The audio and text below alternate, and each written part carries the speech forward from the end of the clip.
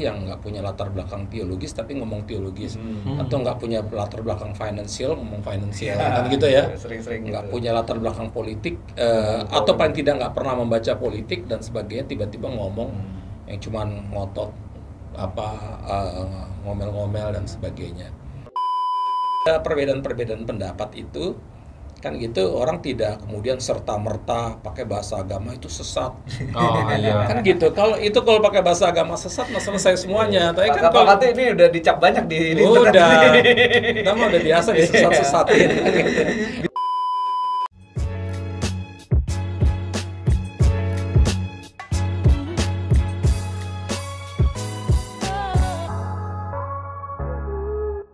Oke, kembali lagi di Opini Berti. Kali ini bareng Pak Pendeta Albertus Pati dan juga ini teman kita, Bistok ya, seorang pakar ya, pakar.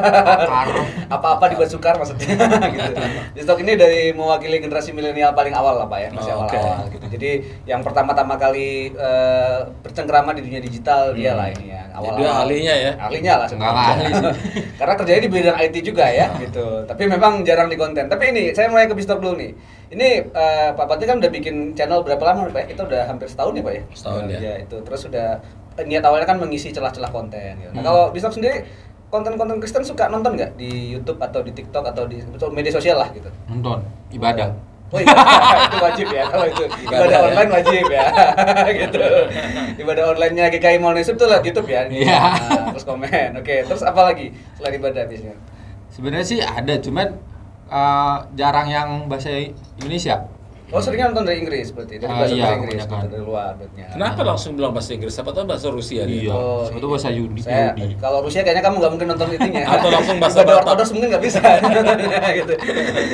Ya, jadi biasa dari luar nonton gitu. Iya, pernah beberapa kali juga nonton yang bahasa Indonesia. Kayak renungan harian gitu ya. Malah nggak ngerti ya. Kalau bahasa Rusia nggak ngerti sih. Kirain menonton bahasa Indonesia malah nggak ngerti. Oh enggak, bukan. Tapi gimana? Lu sendiri sebenarnya nggak terlalu nyari atau gimana kalau konten-konten? Sebenarnya lebih ke arah bukan nggak nyari ya, cuman ketika nggak tahu gimana memvalidasi apa isinya, jadi bingung. Gitu. Jadi kadang-kadang ada konten pengajaran misalnya gitu. Terus validasi ini yang diomongin bener atau enggak gitu. Oke. Sesuai atau enggak dengan Alkitabia atau enggak kan. Jadi lebih banyak tidak menonton jadinya. Tapi punya harapan nggak misalnya kayaknya aku butuh konten yang kayak gini tapi nggak pernah ada tuh nyari-nyari di bahasa Indonesia misalnya gitu atau gimana kalau? Sebenarnya gue mungkin karena gue orangnya lebih sering membaca, jadi gue kebanyakan lebih baca. Ya generasi masih awal ya. Iya, terus kan kalau membaca kan biasanya kan kita bisa mencari tahu referensi berikutnya kemana gitu kan. Cross referensinya gampang gitu. Kalau menonton tuh gue nggak ngerasa. Harus nonton sih, ini kan kalau media kan bisa dengerin, bisa ini. Iya kan, kalau menonton kan harus terus cross referensinya rada sulit gitu. Makanya gue rada kalau kayak gitu-gitu biasanya kalau nonton gue tidak yang pengajaran yang berat gitu. Yang nggak terlalu berat gitu yang nggak pengajaran, nonton film biasa aja. Iya, bisa gitu. Biasa atau opini gitu Pak. Biasanya opini Berti berarti tonton ya. Atau punya harapan nggak? Harusnya ada nih yang kayak gini tapi belum ada sekarang gitu. Sebenarnya mungkin diperbanyak aja Pak. Menurut gue sih diperbanyak dan kalau kualitas gue kurang tahu lah ya. Kalau dibandingin sama luar mungkin ya di luar kan udah lebih terbiasa juga, jadi modelnya ada yang aneh, udah pakai animasi gitu kan.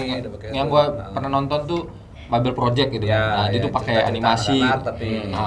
Sebenarnya bukan lebih komunikatif ya. Lebih komunikatif itu Pak, dan lebih gampang dicerna. dicerna. Anak-anak doang ya, cerita Alkitab untuk dikemas dengan yang cerita yang baru ya gitu. Bukan itu, jadi dia ngejelasinnya itu lebih ke arah ada animasinya dan lebih bisa diterima mungkin karena kan kalau ya namanya juga video ya kan, berarti kan harus ada audio, ada videonya gitu, nggak bisa cuman kayak satu tadi kan gue suka dengerin di YouTube yang soal tadi renungan malam itu kan cuma suara doang tuh. Itu menurut gue kurang memuaskan karena harusnya ya kalau gitu nggak usah bikin podcast gitu, jadi taruh di YouTube ya, taruh di Spotify atau gimana gitu kan. Siapa tahu ditemanin tidur sama pendeta gitu itu. Oke, ada tema-tema lain nggak ya menurut lu memang kayaknya belum jarang dibahas nih kayaknya? Kalau tema karena itu kali ya, gue nggak terlalu tertarik ya untuk lihat gitu. Menurut gue seharusnya sih gimana caranya bukan cuma satu orang gitu kalau bisa menurut gue ya. Ya. Jadi misalnya Pak Pati gitu, ada tandingannya gitu atau gimana. Jadi bisa saling, jadi yang menonton tuh bisa melihat dari Pak Pati Jadi begini nggak dari searah sini. gitu. Betul. Pro kontra gitu ya. begitu ya. Pendapat yang Oke. berbeda, diskusi, tapi ini ya. Terus kadang-kadang sering kan kalau konten-konten Kristen itu kan sukanya gitu Pak, tapi yang Mister bilang tadi kan kebenaran klaim kebenarannya tuh kan. Iya. Langsung rasa paling ini gitu ya. Iya. Kadang-kadang nyerang yang lain gitu. Nah, ini Pak Pati sendiri nih selaku penyedia konten, penyedia konten. Pak Pati ngelihat sebenarnya kan pasti juga sering lihat ya Pak ya konten-konten Kristen yang lain Ya, juga ya sering. seperti itu dan sebagai referensi dan juga sebagai ini. Kalau Pak Pati ngelihatnya sebenarnya apa yang dibutuhkan dan apa yang masih perlu sebenarnya kalau menurut? Sebetulnya banyak sih ya. Ya artinya pertama mesti bilang bahwa era digital ini adalah sebuah kesempatan yang luar biasa. Oke. Karena memang sekarang terutama kalau ngomong sebagai pendeta ya, ini kan kalau dulu kita cuma khotbah Terbatas di seminggu sekali gitu ya, atau seminggu 2 kali kan gitu ya di dalam persekutuan. Tapi di era digital ini setiap menit khotbah juga bisa. Iya kan ya? Ngomong apa aja juga udah makin ini. Ngomongnya ya. langsung masuk semua ke seluruh dunia bisa nonton. Kan gitu. Jadi sebetulnya ini kesempatan yang luar biasa yang menurut saya bagus sekali. Cuman kan namanya juga era digital ya. Digital juga ada banyak sampah-sampah juga di situ. Oke. Jadi artinya ada hal-hal yang tadi isinya juga ngaco lah ya. Yang cuman isinya kebencian misalnya. Atau mungkin isinya juga uraian-uraian yang memang taruhlah dari orang-orang yang nggak punya latar belakang teologis tapi ngomong teologis, atau nggak punya latar belakang financial ngomong financial kan gitu ya, Sering-sering nggak gitu. punya latar belakang politik atau paling tidak nggak pernah membaca politik dan sebagainya, tiba-tiba ngomong yang cuman ngotot ngomel-ngomel dan sebagainya. Jadi yang kayak gitu, oleh karena itu di dalam konteks yang seperti ini yang dibutuhkan adalah daya kritis umat sebetulnya. Oke. Karena itu kan terbuka, itu demokratis sekali. Mau orang mengisi apa saja bisa kan? Betul. Yang baik, yang jelek, yang yang membangun, yang meruntuhkan, yang mempersatukan, yang memecah belah, itu satu sekaligus ada di situ. Jadi di dalam konteks begitu kan kita nggak bisa larang. Ini konteks demokrasi ya, kira-kira begitu, demokrasi digital lah kira ya. Jadi oleh karena itu yang dibutuhkan adalah kemampuan umat untuk punya literasi di dalam melihat dan menyortir, mengkritisi konten yang apa yang dia lihat dan dia tonton itu dan sebagainya. Seperti tadi dikatakan, aku nggak tahu itu nggak bisa divalidasi kan gitu ya. Betul. Nah ini kan memang mungkin ada banyak orang yang kalau dia memilih untuk tidak mau nonton, tapi yang lain kan nonton, wah bener juga ya, padahal itu malah bikin orang jadi malah Benci sama yang lain. benci pada yang lain, jadi seorang yang fanatik, fundamentalistik, radikalis dan sebagainya. Jadi sekali lagi bahwa itu sebetulnya terbuka kesempatan dan kita nggak bisa larang orang untuk ngomong apa saja ya. Ini dunia udah semakin sebetulnya demokratis, tapi di tengah demokratis yang situasi seperti ini, orang bisa tawarkan yang sampah, tapi juga orang bisa tawarkan yang baik. Dan oleh karena itu kita mesti bisa lebih mengkritisi apapun. Jadi kalau dibilang apa yang kurang, banyak mungkin yang kurang kan gitu ya. Yang kurang dalam hal apa misalnya, apakah dalam konten, dalam penyajiannya kan gitu ya. Jadi tapi itu yang kurang-kurang itu pasti akan ada masuk karena tiap hari kan ratusan ribuan, puluhan ribu masuk kali gitu ya situ ya. Dan yang dibutuhkan adalah sekali lagi kemampuan kita untuk menyeleksi mana yang kita nonton yang untuk membangun kita dan membangun masyarakat tentunya. Nah berarti mungkin kalau dari gue yang kurang itu mungkin lebih banyak kayak orang-orang yang kayak Pak Pati itu yang ngomong. Maksudnya gini, untuk mengalahkan yang cuma sekedar viral gitu. Iya. Jadi yang memang yang punya dasar, yang punya ini untuk ngomong gitu. Lebih banyak itu akan bisa menandingi yang viral-viral doang gitu kan Pak. Jadi sih. Tapi yang memberikan filter itu ya. Jadi bisa membantu yang lain gitu. Ya, tapi memang itu jadi masalah juga kan, karena kebanyakan juga mungkin udah terlalu sibuk atau udah apa gitu ya. Jadi memang ruang untuk di sananya nggak dapet gitu, dan kadang-kadang orang cari yang mudah kan gitu kan. Misalnya kalau pertanyaannya misalnya nih Pak Pati ditanyakan boleh nggak pernikahan beda agama, Pak Pati kan menjelaskan panjang lebar soal ininya gitu kan. Beda sama yang bilang enggak, pokoknya enggak udah gitu. Iya, itu pasti itu memang ada ini ya Pak ya, ada kontroversi lain sendiri. Ada kontroversi kan nggak apa-apa. Menurutku nggak apa-apa karena gini, pro kontra gitu penting untuk supaya kita punya daya kritis. Betul. Gitu. Karena kalau kita cuma terima saja kesetiaan buta, Ya. itu justru agama atau apapun pemikiran itu jadi mandek sebetulnya. Jadi kalau misalnya saya menyampaikan hal-hal yang kontra, karena sebetulnya saya membuka wawasan orang. Supaya you jangan cuman apa yang you terima dari dulu terus langsung anggap ini udah sesuatu yang oke banget kan gitu ya. Ini ada pikiran yang lain, ya silakan aja you bergumul. Jadi tapi jangan kalau apa yang dikatakan lalu kemudian you taat aja, begitu you menghadapi satu situasi tertentu, ya kan mati kutu sendiri kan gitu ya. Kan dunia ini nggak jalan linear gitu soal hitam putih aja. Kadang-kadang menemui di tengah-tengah perkembangan, di tengah-tengah pergeseran dunia ini, tiba-tiba menemui kasus-kasus yang berbagai aneka ragam segala macam, di mana kita harus meresponsnya dengan baik. Nah, yang mengatakan yang ini udah begitu misalnya dalam soal pernikahan itu, pokoknya nggak boleh, oke, kan gitu ya. Tapi begitu kasus-kasus tertentu yang dihadapi, misalnya orang dinikahkan dengan orang yang atau menikah dengan suami yang toto gay. Kalau gitu gimana? Nggak boleh juga. Ada kasus yang lain loh ya kan gitu kan. Jadi kan itu kan kita mesti digumuli dengan ini. Kalau bilang cuman nggak boleh pokoknya gampang aja. Kalau gitu kekristenan jadi gampang sekali kan. Kita nggak usah belajar agama lagi, orang kan gampang. Tinggal lihat tidak nih boleh nih enggak gitu ya. Iya, tapi kan kita tahu bahwa dunia yang bergeser, berkembang dengan segala macam-macamnya itu membutuhkan pikiran kritis, kecerdasan. Kalau dia mau cuman bilang boleh atau enggak, you jadi bodoh nanti. Kan gitu. Kita butuh orang Kristen yang pintar, yang cerdas, kan gitu. Oke, itu menarik ya. Jadi konten-kontennya harusnya diperbanyak ya. Jadi banyak diskusi dan banyak wacana sehingga orang bisa melihat beberapa dan pelan-pelan menumbuhkan kritisme tadi ya kalau gitu. Dan yang penting kalau ada perbedaan-perbedaan pendapat itu kan gitu, orang tidak kemudian serta-merta pakai bahasa agama itu sesat.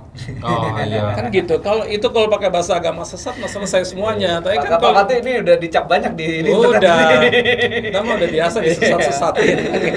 Bisa dibilang liberal sekaligus komunis Pak. Jadi nggak apa-apa lah. Jadi artinya karena apa yang saya sampaikan ini sebetulnya membuat orang Kristen harus berpikir keras untuk bukan saja kritis terhadap umat lain, tapi bahkan kita yang paling utama kita harus mengkritisi ajaran kita sendiri. Kadang-kadang kita mau gampang sekali ngelihat orang lain kekurangan-kekurangan, kita sendiri nggak berani untuk mengkritisi yang kita miliki. Itu bahaya sekali sebetulnya. Kita mengalami stagnan. Betul. Gitu. Kalau udah setuju udah beres. Setuju ya, kebanyakan kayak gitu. Nah, tapi itu bicara soal isi kan. Kalau bicara soal konten dan penyajian, kadang-kadang emang beberapa kalau ngeliat yang di Indonesia udah cukup bagus nggak kalau menurut kamu? Atau memang perlu ditambah? Lebih variatif kalau dari luar sih menurut. Iya gitu ya. Karena rata-rata di Indonesia bentuknya kan full ibadah ya. Jadi ibadah 1,5 jam di shoot cuma semua. Dipindah doang gitu, dipindah gayar dari ini langsung kesana, ini sekarang gitu. jadi kesini gitu. Atau tadi yang tadi kalau itu monolog searah ya. Jadi seringnya gitu, pendetanya ngomong terus ini ya. Tapi banyak yang suka juga kok. Iya. Saya kemarin searching yang populer siapa-siapa Pak. Itu biasanya populer tuh kalau nggak tema-temanya memang lebih ke arah hal-hal yang sifatnya reflektif ke hidup gitu ya. Jadi lebih ke tentang soal berkat, soal ini gitu kan. Ada juga memang yang kedua yang soal ajaran. Jadi yang soal menegaskan ajaran dan menjelekan yang lain sih kadang-kadang yang paling viral gitu. Nah, sebetulnya kalau kita mau viral, yang paling mudah adalah yang ngomong menegaskan ajaran lalu kemudian menyesat-nyesatkan yang lain, termasuk gereja lain, disebut namanya agama gitu lain, itu langsung viral. Tapi kalau viralnya itu karena keburukan ngapain? Kan gitu, kita juga kan nggak mau mencari viral hanya ke popularitas dengan mengorbankan situasi di mana kita memecah belah umat kan gitu, atau memecah belah gereja. Tapi sisi lain bukan berarti bahwa kita juga nggak mau, sisi lain ya, nggak mau juga tidak menjelekkan yang lain, bukan berarti tidak mengkritisi apa yang kita miliki. Itu juga sama jeleknya. Tidak mengkritisi apa yang kita miliki lalu kemudian menganggap ya sudah itu biarin aja lah kan gitu ya.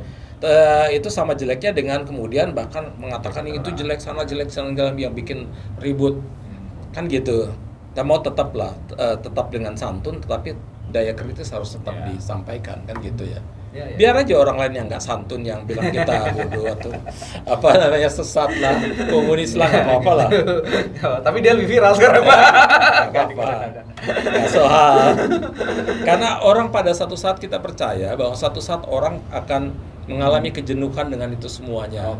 Jadi bahwa orang akan lihat, oh ini capek juga nih, kayak cuman ngomongnya gitu-gitu, jelekin lagi, dia akan mencari sesuatu yang akan lebih berbeda dari yang jadi kita harus tetap stay dengan prinsip yang kita, itu kan gitu ya. Percaya deh kalau satu saat juga orang akan ngerti gitu. Terus ada nggak usulan nih buat channelnya Pak Pati?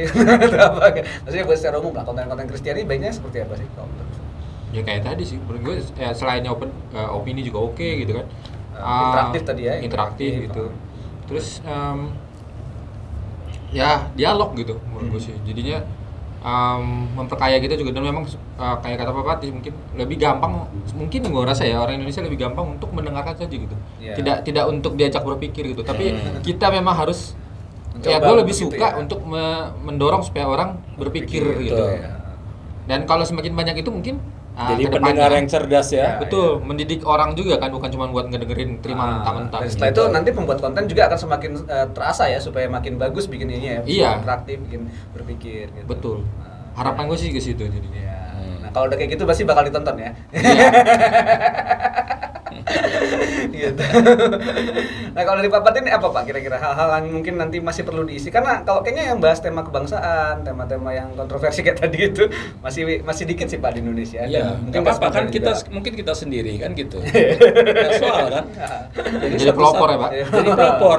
Dan pada saat pertama kali jadi pelopor, jalan tuh sepi. Saya selalu rasain dari dulu kan, ketika saya misalnya bukan di dalam konteks ini ya, dulu ketika saya mengusulkan untuk kita bikin relasi antar agama, semua orang maki-maki, semua orang ngomel-ngomel dan sebagainya, nggak diterima khotbah di mana-mana, tuh jalan tuh serasa sepi sekali. Jalan sepi, lalu kemudian orang cuman marah-marah, maki-maki, liberal lah, sesat lah, kompromistik lah, postmodernisme lah, udahlah banyak-banyak lah kan. Intinya sesat sebetulnya. Tapi istilahnya macam-macam ya. Tetapi kemudian setelah itu kan semuanya ngikut. Kan gitu ya. Jadi memang apa yang tadinya kita jalan sepi juga akhirnya tuh semuanya ramai kan. Ketika orang udah oke, saya masuk bicara tentang misalnya soal politik misalnya. Politik orang ini lagi ini apa politik nggak masuk gereja dan sebagainya. Lalu kemudian rasa sendirian lagi kan gitu. Tapi lama-lama orang mulai ngomong politik, nggak ada masalah ternyata. Pendeta khotbah lintas agama di gereja juga udah biasa. Kan gitu, dulu kan dimaki-maki soal kayak gituan. Kan gitu ya. Jadi nggak soal menurut saya untuk ini, kita harus berani menjadi orang yang lakukan pelopor bahkan untuk ini, untuk satu pembaruan kan gitu, nggak apa-apa. Wah, ini jadi berarti tetap ini ya, tetap kalau teman-teman Muslim itu bilang istiqomah di jalur dakwah yang ini. Istiqomah gitu ya. Artinya apa tuh? tetap Pak. Tetap jalan dengan yakin di situ. Gitu Pak ya. Gitu. Ya. Dari Bistok ada masukan lagi atau ini? Ya saya harap tetap jadi pisau sih. Di depan gitu ya. Iya. Itu nanti kita ke Filipina dong. Soalnya dibayarnya pakai peso. Oh, itu peso ya. Thank you ya Bistok udah berbagi pandangannya ya selaku orang yang tidak terlalu tertarik dengan konten Kristiani belakangan ini. Tapi kalau ini sedikit ya tentang gereja ya, boleh nggak kan gitu ya. Jadi artinya bahwa gereja kan harus melihat bahwa dunia sekarang kan dunia digital ya. Betul. Jadi kayaknya memang gereja-gereja memang udah harus lebih serius tentang itu. Jadi nggak bikin tim kayak digital ministry cuma anggap SOS sementara. Itu mulai sekarang menurut saya udah harus bikin komisi digital mungkin. kan gitu. Spesifik ada yang mengerjakan. Iya, ya. jadi udah ada tiap ini diangkat lalu kemudian akan bikin anggaran dan Iya, sebagainya, pengurusnya kalau begitu udah mulai akan disusun misalnya tim teknisnya, tim kontennya Ya, survei misalnya, konten. kemudian udah mulai lakukan investasi peralatan Peralatan, toolsnya kan gitu ya, investasi juga di dalam konteks orang-orangnya, SDM-nya. You mesti training segala macam kan dia bisa diminta untuk train kan gitu ya. Jadi kalau 4 itu udah ada misalnya baik tim apa namanya untuk konten yang nanti akan ngecek kontennya apa saja yang kurang, dia akan analisa dulu di sini apa. Oke, yang kurang konten ini, pendekatan ini apa. Oke, kita kasih pendekatan yang lain kan misalnya ya, sehingga lebih kreatif. Kemudian bahkan ada yang ngecek nih kalau kita penontonnya itu kebanyakan usia berapa dan kota mana saja kan gitu ya. Itu kita bisa bidik kan gitu, kan bisa dicek tuh semuanya. Betul. Lalu kemudian ada investasi untuk tools kan gitu ya. Lalu SDM. kemudian di training SDM segala macam. Itu kalau betul-betul lakukan secara profesional, gereja akan jauh lebih cepat berkembang juga. Karena ini adalah kesempatan yang baik sebetulnya. Memang harus penyebaran iman pun akan lebih cepat. Nah, itu dia. Iya, memang Itu apa ya? dia. Maksudnya sudah memang bukan pilihan lagi ya, memang sudah keharusan untuk masuk ke dalam Penyebaran kita. iman dan juga penyebaran nilai-nilai keadilan dan kemanusiaan. Gitu. Betul nggak? Ini kan Siap, kita Pak. mesti Iya, betul, ini. Pak. Dan itu Karena memang- iman tanpa keadilan kemanusiaan dan cinta kasih nggak ada gunanya. Iya Pak, nanti jadi iman gitu. Oke, thank you ya Bistok sama Pak Pati Oke. sudah berbagi. Ini jadi sesuatu renungan yang baik juga ya, bagaimana kita bisa mengelola konten Kristiani dan juga apa yang menjadi kita konsumsi teman-teman Kristiani di digital sekarang. Satu tuntutannya tadi bukan lagi sekedar pilihan ya, Iya. harusnya sudah jadi keharusan yang kita kerjakan bersama-sama. Oke, makasih Bistok, makasih Pak Makasih. Pati sudah berbagi. Terima kasih juga teman-teman yang telah menyaksikan. Sampai jumpa di bahasan opini BRT berikutnya.